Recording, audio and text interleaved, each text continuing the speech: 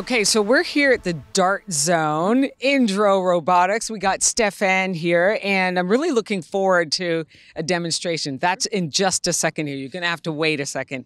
InDro Robotics, talk about the company. Right. So first I'll explain the DARTT site because it's a bit of an acronym. And let me see if I can remember my letters here. Drone and Advanced Robotics Training and Testing Site. Ding, ding, ding, ding, ding, ding. You got it. The last two T's I might have messed up. Training and testing site. Yes. Okay.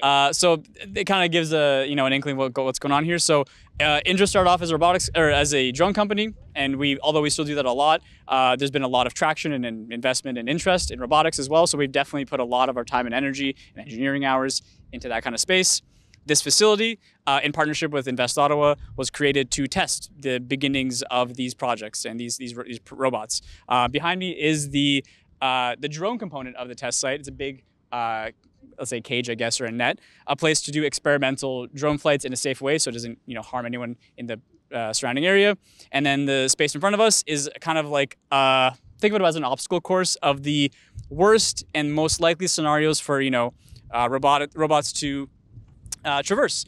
Everything from sand, gravel, slightly bumpy terrain, very bumpy terrain. Behind me there is a staircase for some of the larger platforms, the larger robots we have. There's even a submersible area where it can, drive through, I think, about 6 to 8 inches of water just to see its water rating. And then behind me there, although it's out of commission, is an inclined plane to see how far up a robot can climb up a hill potentially.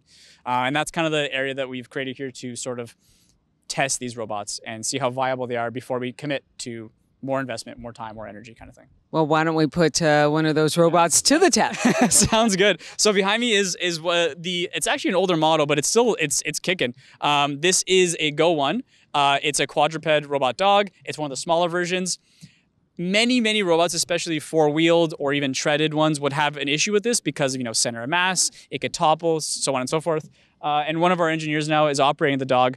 Although it is actively balancing and navigating this rougher terrain, all he's really telling it to do is go forward. So all the technology is actually doing all the calculations and kind of adjusting the movements and steps. That's probably one of the worst case scenarios within reason for some of the robots to go through, and it's kind of killing it.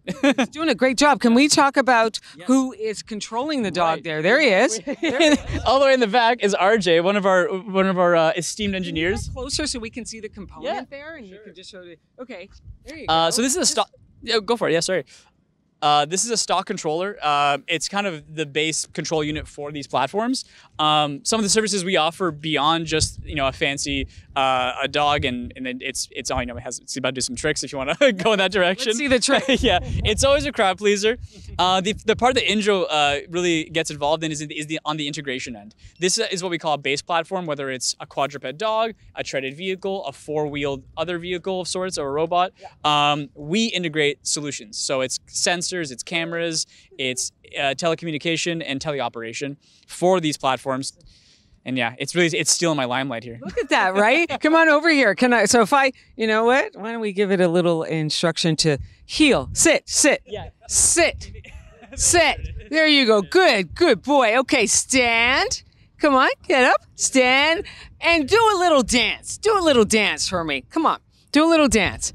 There you go. Oh. Right. It's incredible when you think about the innovation and the years that go into it, right?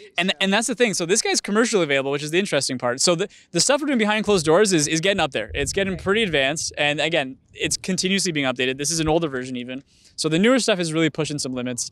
And when you incorporate some of the brilliant minds we have at InDro, put in some very sophisticated peripheral technology, computing power, and networking, along with these, hey, some of our stuff we have behind closed doors, we can control a unit like this or similar from a different country.